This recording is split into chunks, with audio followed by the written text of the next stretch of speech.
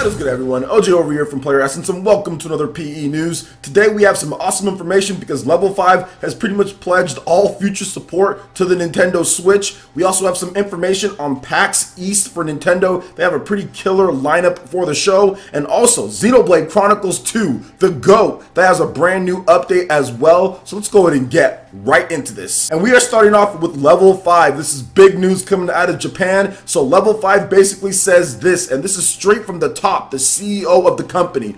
All future main titles will be released for the Nintendo Switch. Level-5 Vision 2018 set up for this fall. So big plans for 2018 when it comes to the Level-5 Vision event, where they announce a bunch of new titles. And also, once again, the Nintendo Switch is going to be the main focus. All of the main titles are going to be coming to the system. So that's absolutely amazing. So let's go ahead and get into what the president of the company had to say in an interview with Nikkei Trending. Basically, in the future, our main titles will all be released on Nintendo Switch. The idea is that what we have created for the Nintendo 3DS will move over to the Nintendo Switch. Now, Level-5's first Nintendo Switch title will be the Snack World Chijara's Gold, which is due out in Japan on April 12th. Hino noted that property faced various struggles. For example, the timing of the video game's release date was dicey, the anime progression was rough, and it didn't feel like a year was enough time to prepare. While the toys had the performance to sell really well, Hino feels that they had developed just a tad quicker. They could have rode that boom.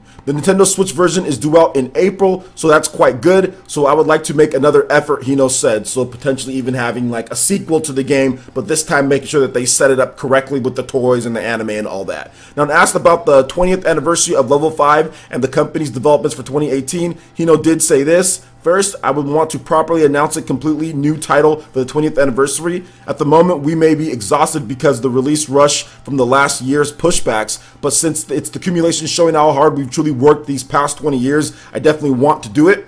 When asked about what year 2018 will be like for Level-5, Hino did say this. This year, I would like to properly thank everyone who worked with us thus far and further strengthen our relationships with those people, whether business or creative. I would like to deepen the bonds with everyone more than ever before. Hino also continued saying that I would like to make clear our standing as a company in the industry during the Level-5 Vision 2018, which will be held in the fall. In 2018, in addition to thanking the various companies that have been involved with us, this year will likely be a turning point where we will henceforth properly represent those relationships. Now, the most recent Level-5 Vision event was held back in 2016, and there's a bunch of announcements that was back then. But it seems like going forward, they're really going to focus on making sure that the Nintendo Switch is part of their plans, and in my opinion, that is the smart thing to do. I've talked about this for a while now, and I told you guys that this is probably going to happen based on a couple different factors. If the Nintendo Switch continues to sell, you're going to see Japanese developers in particular, not talking about Western developers here because that's a whole different ball game, but in terms of Japanese developers, you're going to see them pledge more and more support to the point to where it's full support. Once they see that the install base is there, once they see the development atmosphere is there, and they get their feet wet with a couple different titles, you're going to see full support. Now, when you look at Level-5 going forward, there's going to be a lot of cool properties coming over to Nintendo Switch. So stuff like Professor Layton is going to be on there. Stuff like Snack World, obviously Fantasy Life, those games, however they decided they wanted to do that. We also have stuff like Yokai Watch as well. And if there ever is a new Ni no Kuni game or something like that, that's going to be on there as well, because the old Ni no Kuni games, those were built on different architectures and different stuff. And Ni no Kuni 2, that could come over, but that game kind of had a troubled development on PS4, so I don't know how long it would take them to put that over. So I would just say going forward, we're going to see a lot of their games, but the big one is obviously Yokai Watch. They have Inazuma 11, that franchise is big, but I think Yokai Watch is probably going to be the focal point for them in order to make that title as good as possible, make the anime lineup, all of that, to make sure that it starts off strong on the Nintendo Switch and not have the slow start that they had on the Nintendo 3DS when it comes to that franchise.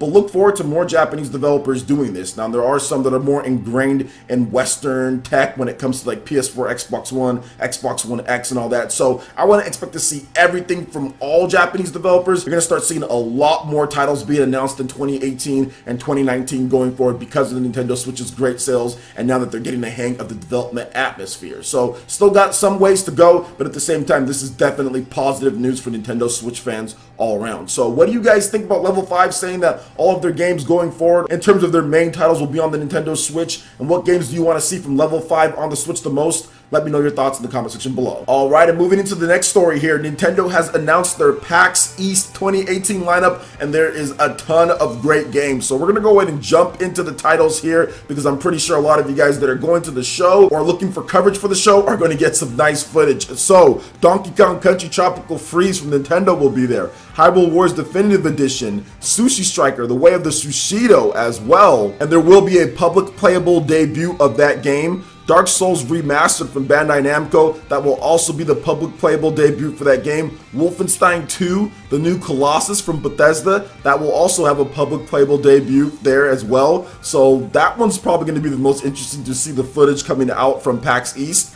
Travis Strikes Again, No More Heroes from Grasshopper Manufacture, that's also the first public debut there. SNK Heroines Tag Team Frenzy from NIS America, once again, public playable debut. And Crash Bandicoot Insane Trilogy from Activision will be the first time you'll be able to play it for the public on the Nintendo Switch. There will also be some independent titles that are there as well. Just Shapes and Beats, Dead Cells, The Messenger, Luminous Remastered, Runner 3, West of the Loathing, Pool Panic, Pode, Garage, and Next Up Heroes. So a lot of great independent games, a lot of great bigger titles as well. And for me, I'm looking forward to seeing more gameplay footage of Travis Strikes Again, No More Heroes, although it might just be the same GDC demo that was shown off. But also Dark Souls Remastered, seeing how that runs and how it looks on the Nintendo Switch in more of a recent build. SNK Heroines Tag Team Frenzy is another game that I'm keeping my eye on. And also Donkey Kong Country Tropical Freeze. That game was amazing on the Wii U,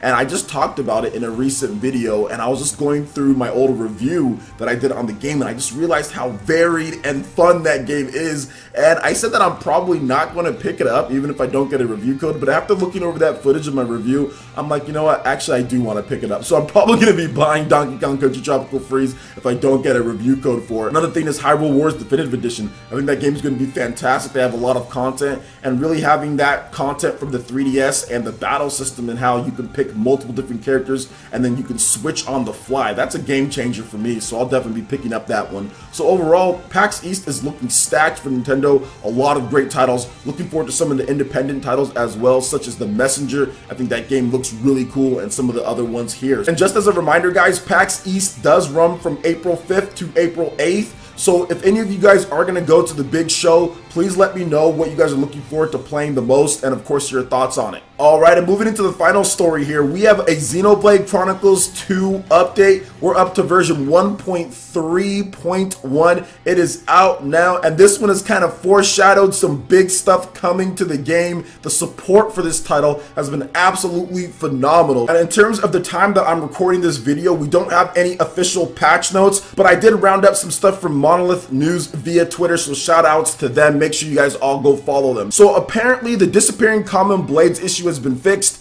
Affinity awards not properly awarded, Affinity not surpassing the S rank, and various other things. Once again, the DLC Quest Pack number 2 is also live, so that's amazing as well. And we got some foreshadowing in terms of new blades coming out. So yes, there will be all new rare blades coming starting in May, and there will be new quests added as well. Plus, they also reminded people that if you get the DLC in terms of the season pass, okay, so the season pass, there will be a brand new story expansion added on, and it seems like it's going to be quite hefty since they're already teasing that. They're giving us some rare blades in May, so I think they're probably getting ready for that story quest, which I cannot wait for, considering the ending of Xenoblade Chronicles 2 and what happens, and the fact that you actually get to play after that. Oh my gosh, that is amazing. That is going to be really amazing. Or maybe it's a prequel, I don't really know, but either way, I'm excited to play some more Xenoblade Chronicles 2. I've already hit the New Game Plus, still like around chapter 2 or 3, something like that, but I'm going to keep on progressing and make sure that I finish up most of what I want to do before this DLC does come out. So I'm really excited about that as well. Xenoblade Chronicles 2 is one of the best games ever made in my opinion, and it's actually vying for my top 3. I don't know where it falls in terms of all-time games, but Xenoblade Chronicles 2 is very high on my list, man. It's such an amazing game. I absolutely love the combat, love the gameplay. gameplay in there. Love the story. There's just so many cool things, like the elements that you get with each of your blades and how you have to switch and take advantage of it. It's just amazing. Reminds me of like a different version or different style of Pokemon. I'm excited about this new content here. Can't wait to get into some of the stuff. Although I haven't played the DLC Quest Pack number 1. I still need to play that because I New Game Plus, and I want to wait till I get more of my party members. I still need to get Zeke and Morag and some of the other ones, so I still need to do that, the DLC Pack number 1. So I'll have a lot of different quests to do when it comes to Xenoblade Chronicles 2 coming up here. So what do you guys think about this new DLC that's come out, version 1.3.1? Are you excited about the new blades coming in May? And how about that story expansion with the DLC or the new DLC quest?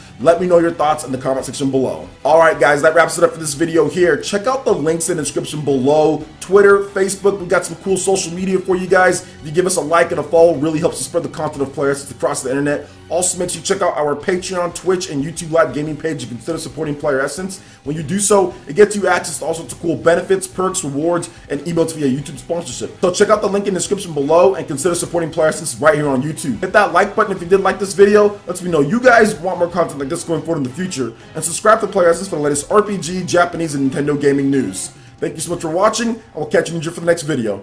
Peace.